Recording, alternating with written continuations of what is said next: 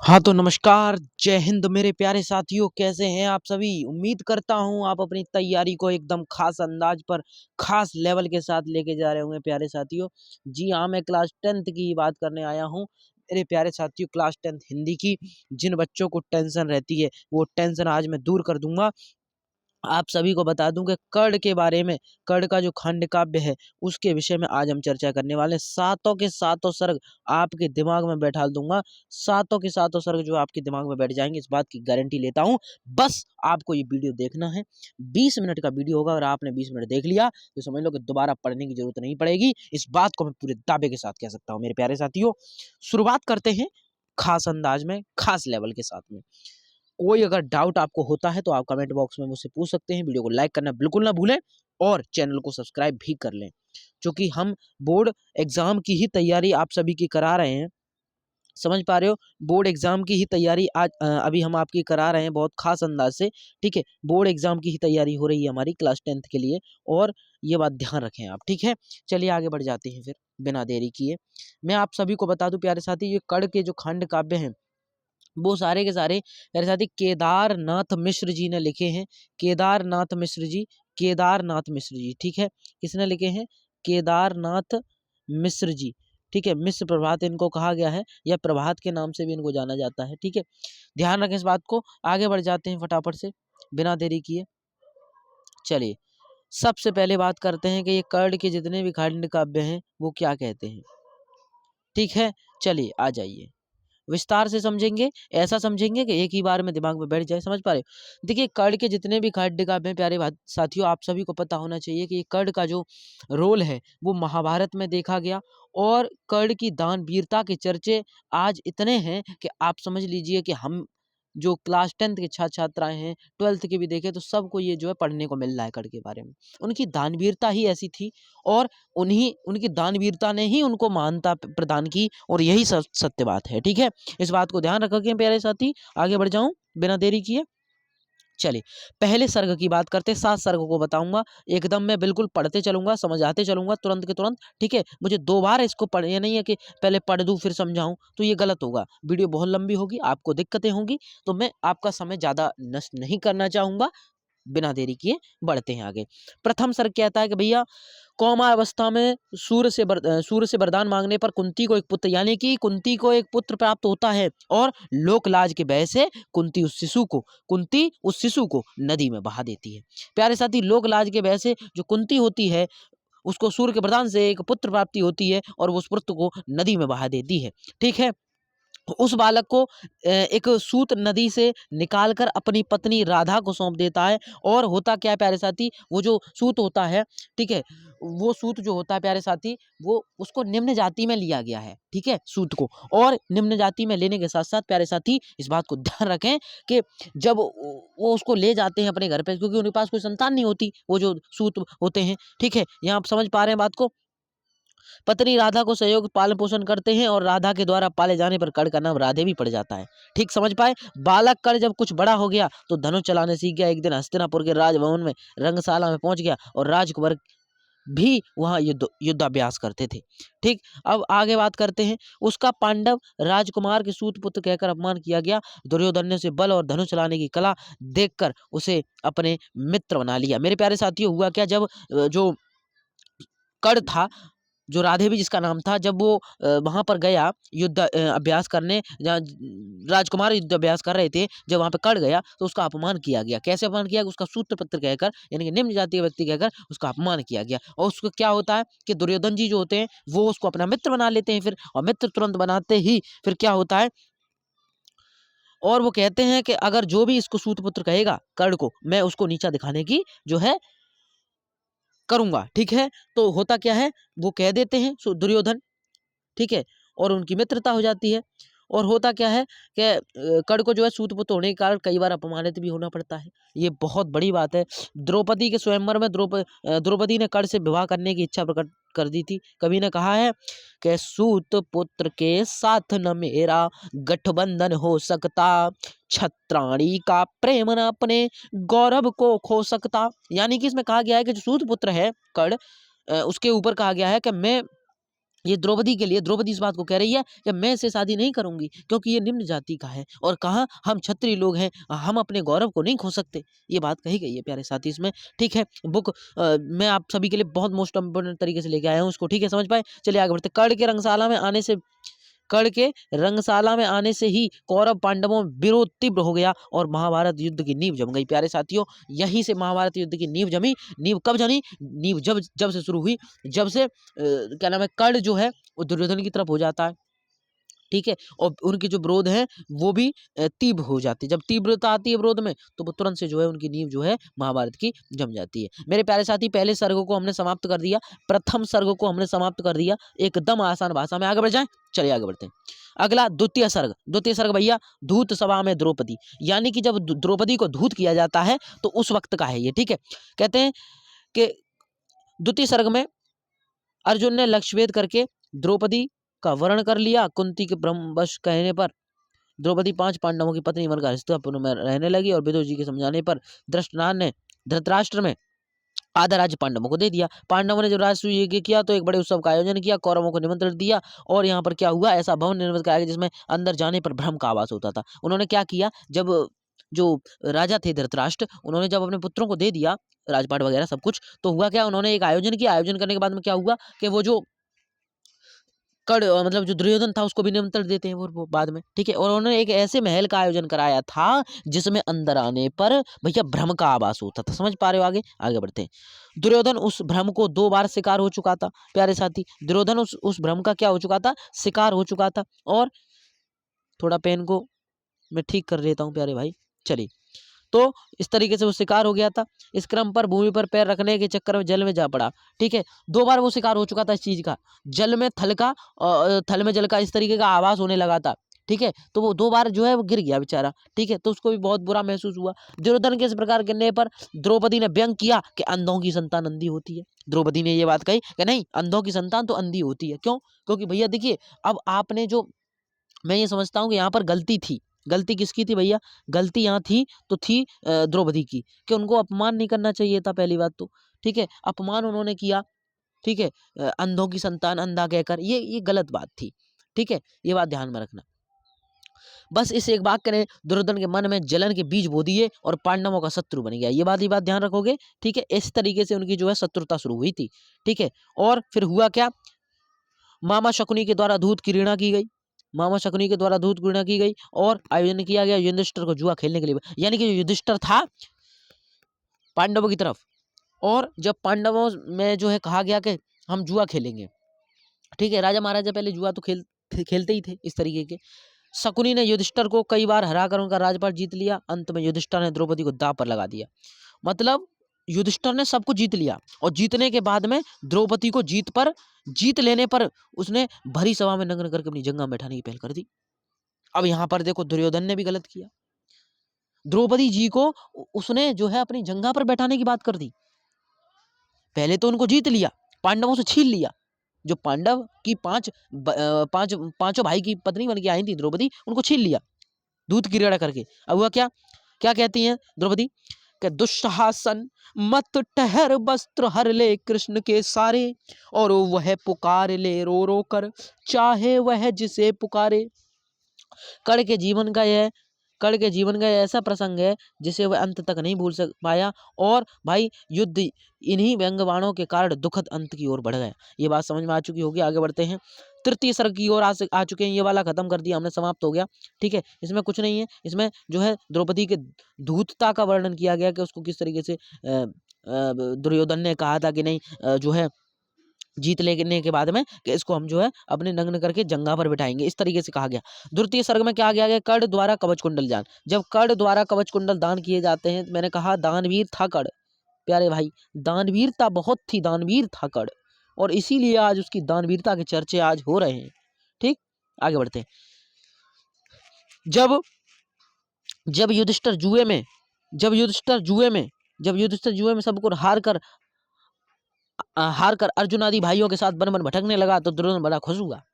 कर्ण ने अर्जुन को मारने की प्रतिज्ञा कर ली और उसने कहा कि जब तक मैं अर्जुन को नहीं मार दूंगा तब तक उन्हें पैर नहीं धुलवाऊंगा। कोई भी जो मुझसे मांगेगा मैं उसे वही दूंगा। कर्ण की इस प्रतिज्ञा से युधिष्ठिर चिंतित होते। उन्हें ज्ञात था उन्हें पता था कि जो कर्ण है वो सूर्य का पुत्र है और उसके द्वारा दिए हुए कवच कुंडल दान है, उसे युद्ध में कोई हरा नहीं सकता। ये वाली बात भी कही गई है यहाँ पर कि हम ही उसमें युद्ध में नहीं हरा पाएंगे, क्योंकि भैया उसके पास कर्ण कर्ण के द्वारा मतलब जो सूर्य के द्वारा कर्ण को कवच कुंडल दान में दिए जा चुके हैं, तो हम उसको हराना संभव नहीं है। ये बात भी कही गई मेरे प्यारे भाइयों यहाँ पर। यही थी सूत्र पुत्र कर्ण अपने पुत्र अर्जुन की रक्षा कैसे करे। ठीक, सूतपुत्र कर्ण से अपने पुत्र अर्जुन की रक्षा कैसे करे। इंद्र ने अर्जुन की रक्षा के लिए कर्ण कवच कुंडल लेने का यह उपयुक्त समय समझा और एक दिन ब्राह्मण का वेश बनाकर कर्ण से दान मांगने पहुंच गए। और जब उन्होंने दान के रूप में मांगा, क्या मांगा, उन्होंने दान में उनसे कवच कुंडल ही मांग लिए। और कवच कुंडल, और आपको तो पता ही है कि उन्होंने उतार के दे भी दिए कर्ण ने, क्योंकि दानवीर था और दानवीरता ही तो उनको महान बना रही है। ये बात ध्यान रखें। आगे बढ़ते हैं। दानवीरता यहाँ पर उजागर कर दी उन्होंने। ठीक है, तीसरे सर्ग में समझ पा रहे हो, यहाँ पर दानवीरता उन्होंने दिखा दी अपनी पूरी।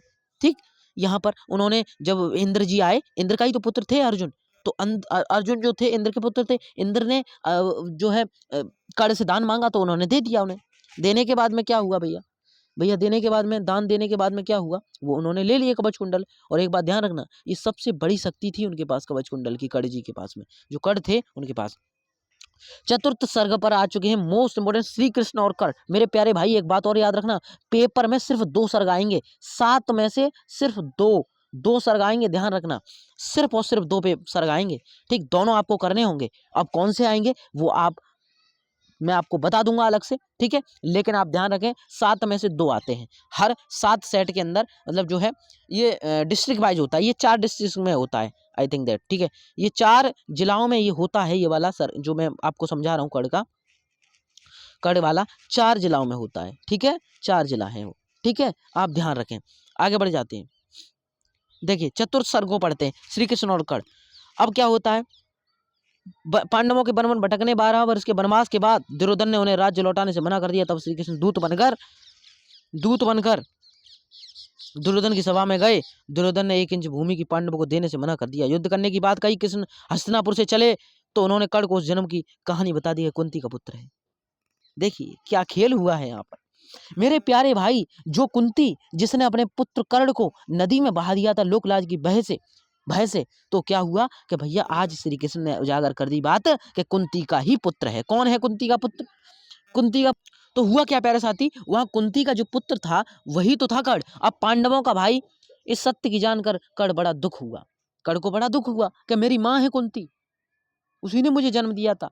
ठीक, अब हुआ क्या, उसने कहा कि अब कुछ नहीं हो सकता, मेरी माता ने मेरी उपेक्षा कर दी, तो अब मैं उसे कैसे सुधार सकता हूँ। दुर्योधन की सहायता करने को वचनबद्ध हूं। कवि ने कर्ण की मनोदशा का वर्णन करते हुए कहा है कि क्या कहा है, यो न उपेक्षित होता मैं, यो भाग्य न मेरा सोता, और स्नेहमयी जननी ने यदि रंचक भी चाहा होता।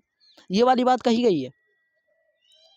ठीक है, समझ पाए बात को। चलिए, हाँ तो प्यारे साथी होता क्या है, जब कर्ण ने अपने जीवन को, इस दुखद घटना को जानकर भी पालन करने की बात कही, अपने वचन के पालन करने की, यह बात मैं भली प्रकार जानता हूँ, जिधर आप हैं जीत उसी की होगी। किसने कहा, कर्ण ने कहा, कृष्ण से कहा कि कृष्ण भगवान जी के जिस तरफ आप हैं जीत उधर ही होगी, फिर भी दुर्योधन का ही साथ दूंगा।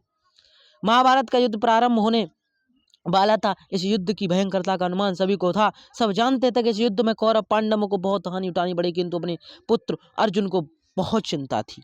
अपने पुत्र अर्जुन की बहुत चिंता थी कुंती को, और क्योंकि कर्ण ने उसे मारने की प्रतिज्ञा कर रखी थी। कुंती का मन इस बात से अत्यंत व्यथित हो रहा था कि इस युद्ध में उसके दोनों पुत्र एक दूसरे के विरुद्ध लड़ेंगे। वह जानती थी कि कर्ण अर्जुन को अपनी प्रतिज्ञा अनुसार मार सकता है।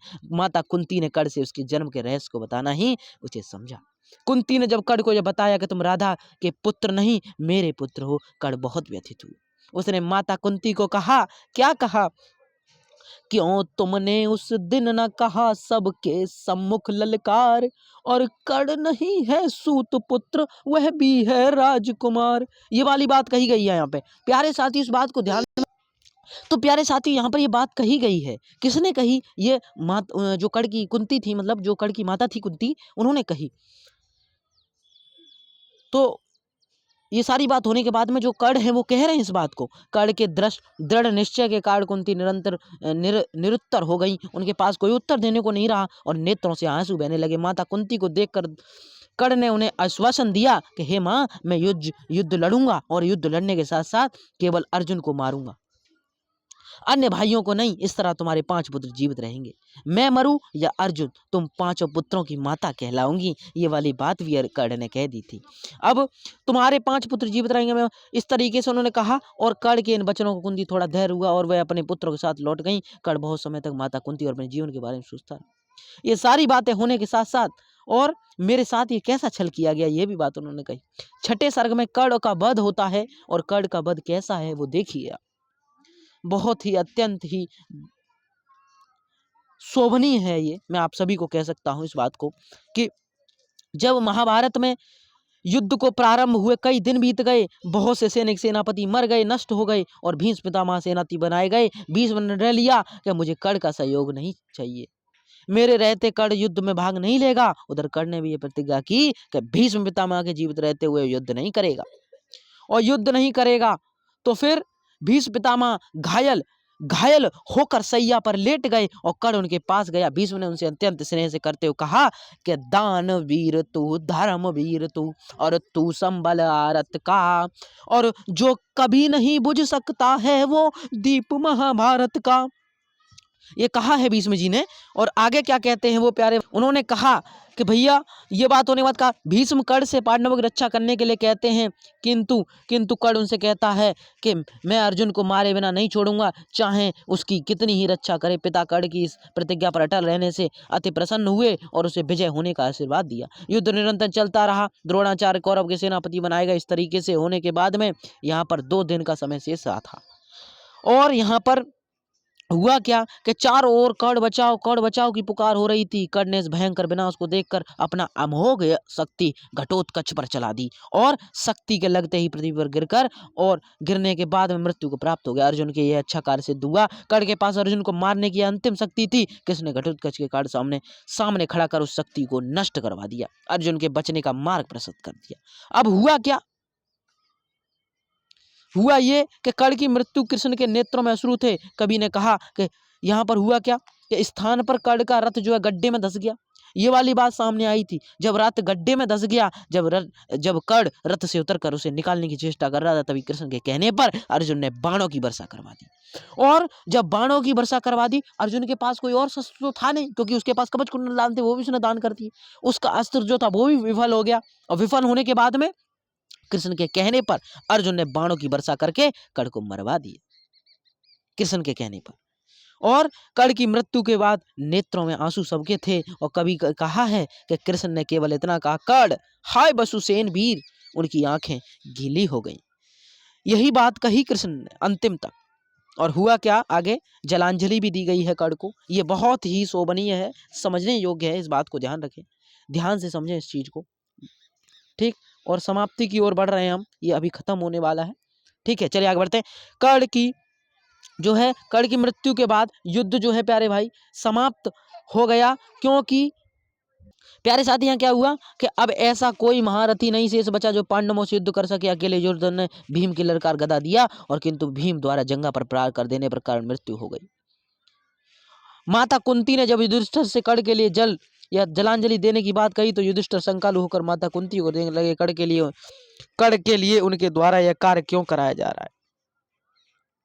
जब माता कुंती ने युधिष्ठिर से सारे रहस्य खोल दिए, तो कर्ण तुम्हारा बड़ा भाई है। कवि ने लिखा है, क्या लिखा है कि धर्मराज कुछ चौंके बोले, सूत पुत्र था कर्ण। के धर्मराज कुछ चौंके बोले, सूत पुत्र था कर्ण। और कुंती बोली वत्स, कर्ण था मेरा रक्त सवर्ण। कुंती बोली, कर्ण था मेरा रक्त सवर्ण। आगे क्या होता है, माता कुंती के इन वचनों को सुनकर सभी पांडव दुखी हुए। उनको दुख हुआ कि हमारा भाई, हमने अपने भाई को खुद ही मार दिया, और ऐसा कीर्तिवान भाई होता कौन न धन्य, किंतु आज इस पृथ्वी पर हतभागा न मुझसा अन्य। ये बात उन सब भाइयों ने कही। और युधिष्ठिर ने कर्ण के जल तर्पण किया। कर्ण की दानवीरता, युद्ध कुशलता, इन सब की जो है पांडवों को गर्व महसूस हुआ, और कौरवों का विनाश न मानकर स्वयं का विनाश मानने लगे। उन्होंने यही माना अंततः कि इसमें कौरवों का विनाश नहीं हुआ, हमारा भाई मारा गया, इसमें हमारा ही विनाश हुआ है।